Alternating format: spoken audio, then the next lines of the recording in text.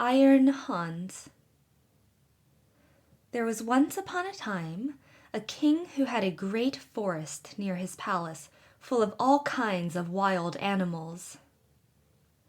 One day he sent out a huntsman to shoot him a roe, but he did not come back. "Perhaps some accident has befallen him," said the king. And the next day he sent out 2 more huntsmen who were to search for him, but they too stayed away. Then on the 3rd day he sent for all his huntsmen and said, "Scour the whole forest through, and do not give up until you have found all 3." But of these also none came home again, none were seen again. From that time forth no one would any longer venture into the forest, and it lay there in deep stillness and solitude, and nothing was seen of it but sometimes an eagle or a hawk flying over it. This lasted for many years, when an unknown huntsman announced himself to the king as seeking a situation, and offered to go into the dangerous forest. The king, however, would not give his consent and said, "It is not safe in there. I fear it would fare with you no better than with the others, and you would never come out again." The huntsman replied, "Lord, I will venture it at my own risk. Of fear I know nothing." The huntsman, therefore, betook himself with his dog to the forest. It was not long before the dog fell in with some game on the way and wanted to pursue it. But hardly had the dog run 2 steps when it stood before a deep pool and could go no farther. And a naked arm stretched itself out of the water, seized it, and drew it under. When the huntsman saw that, he went back and fetched 3 men to come with buckets and bail out the water. When they could see to the bottom, there lay a wild man, whose body was brown like rusty iron, and whose hair hung over his face down to his knees. They bound him with cords and led him away to the castle.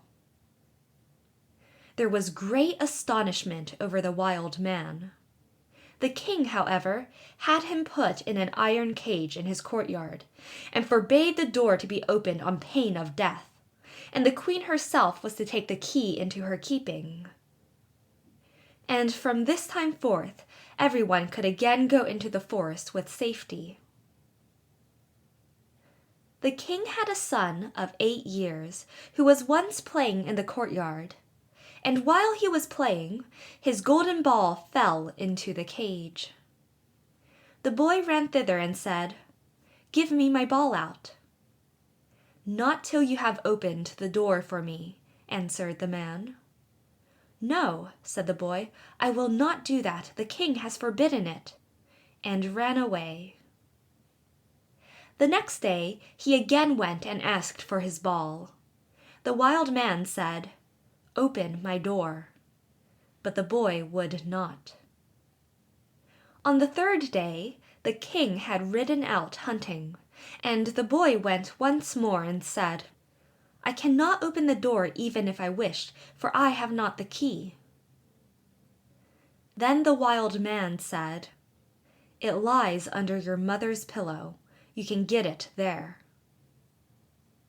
The boy, who wanted to have his ball back, cast all thought to the winds and brought the key. The door opened with difficulty, and the boy pinched his fingers. When it was open, the wild man stepped out, gave him the golden ball, and hurried away. The boy had become afraid. He called and cried after him, "Oh, wild man, do not go away, or I shall be beaten." The wild man turned back, took him up, set him on his shoulder, and went with hasty steps into the forest.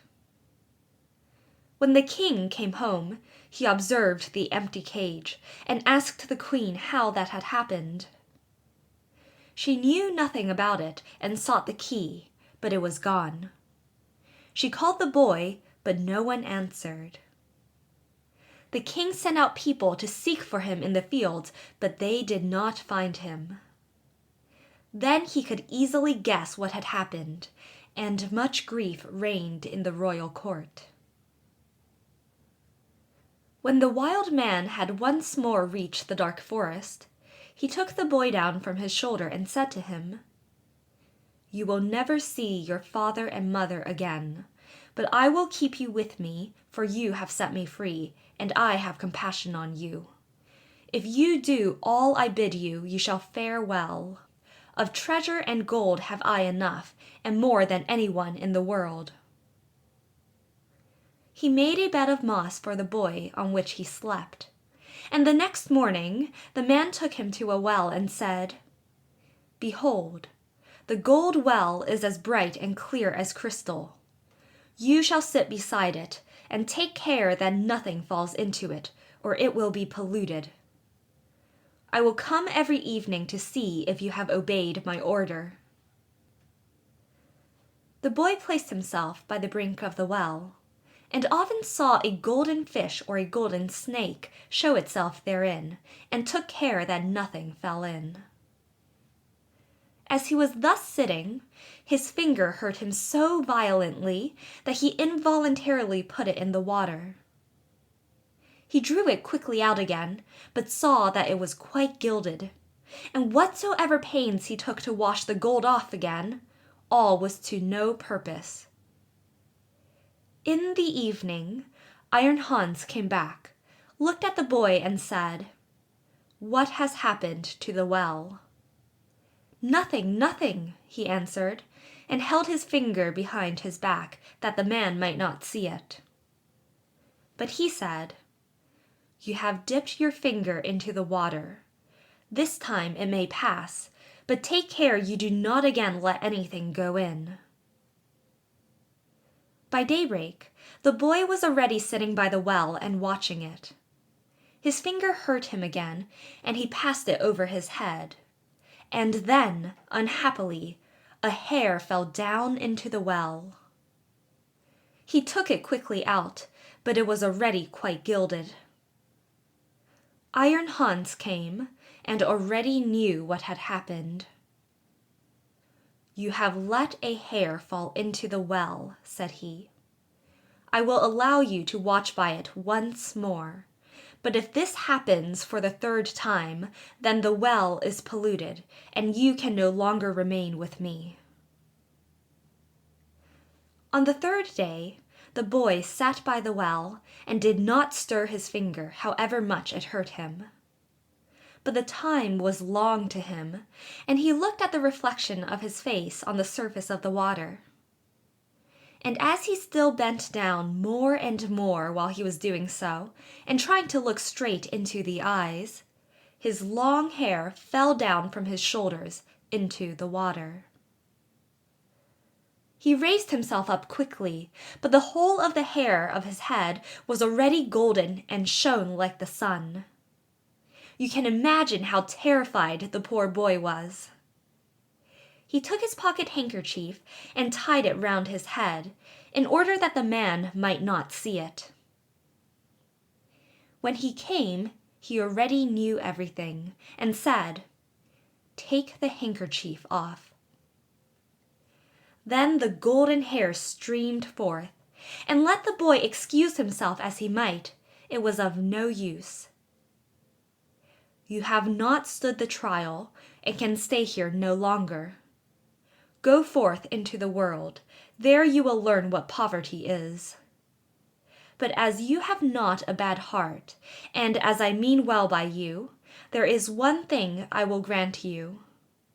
If you fall into any difficulty, come to the forest and cry, 'Iron Hans,' and then I will come and help you. My power is great, greater than you think, and I have gold and silver in abundance." Then the king's son left the forest, and walked by beaten and unbeaten paths ever onwards, until at length he reached a great city. There he looked for work, but could find none, and he learnt nothing by which he could help himself. At length he went to the palace and asked if they would take him in.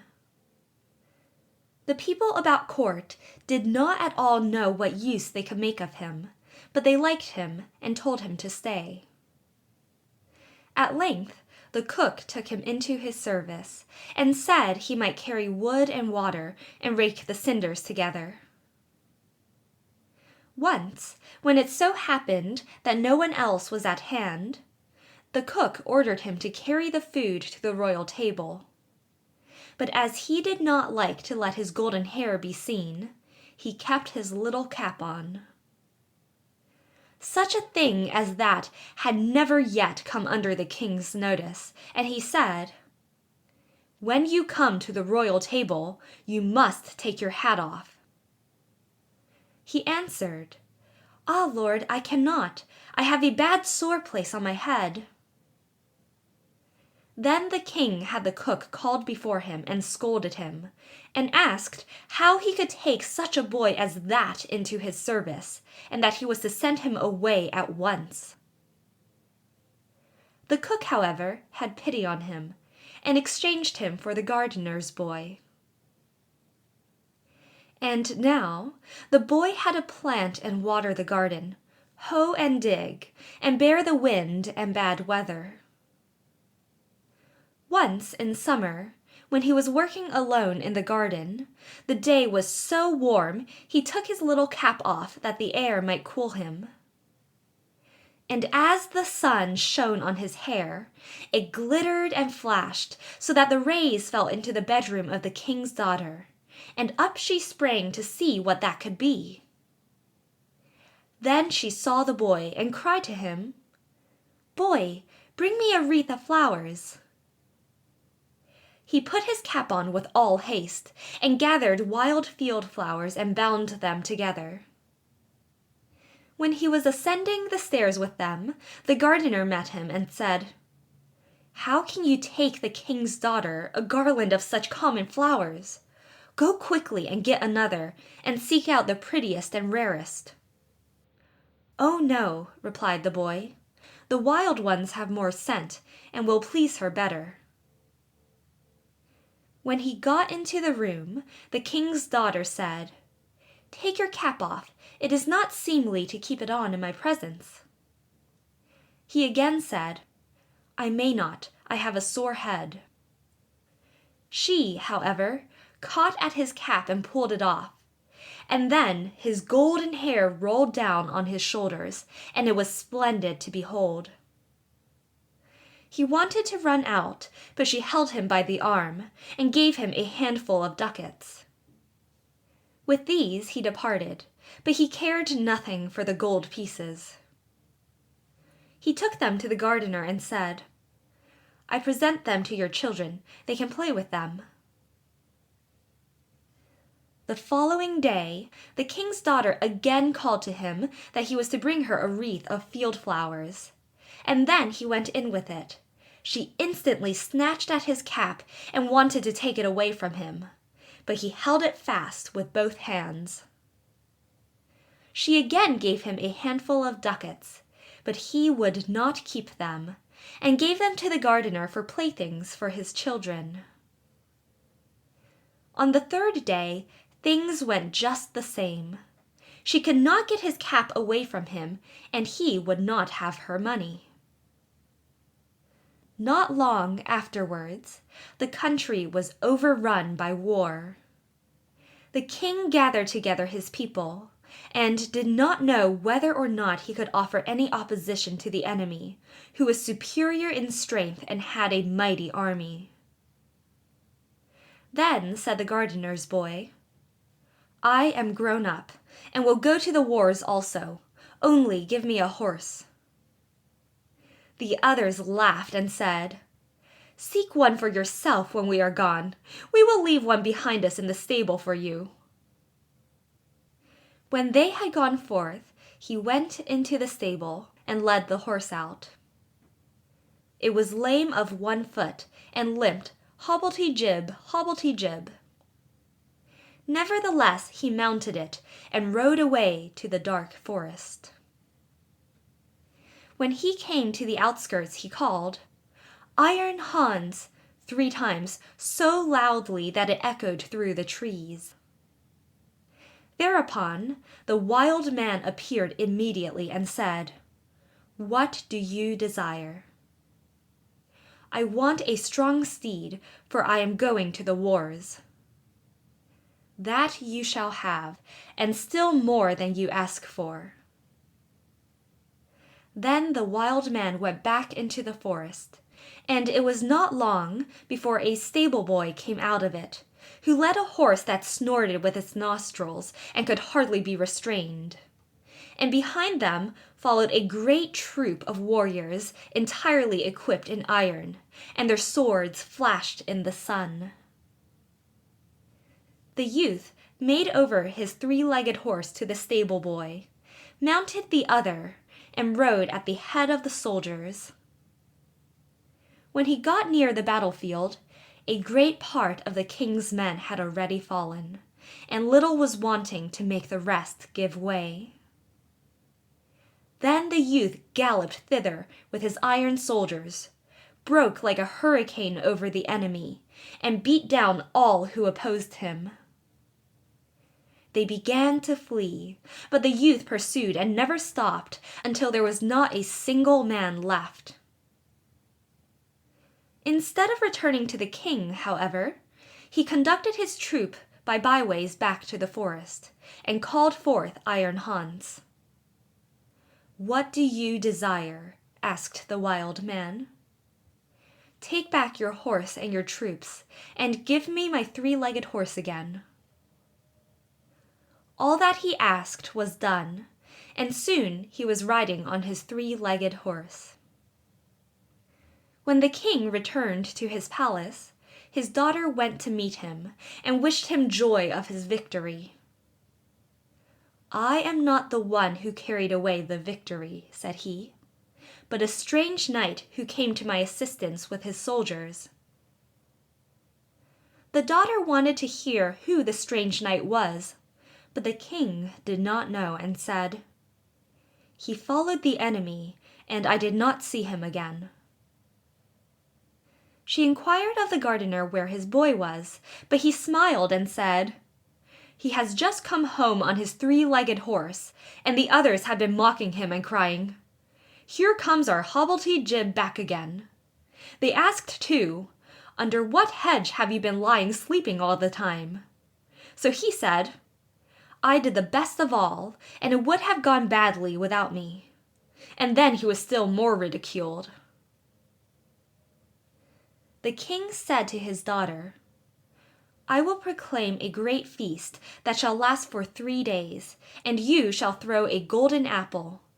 Perhaps the unknown man will show himself." When the feast was announced, the youth went out to the forest and called Iron Hans. "What do you desire?" asked he. "That I may catch the king's daughter's golden apple."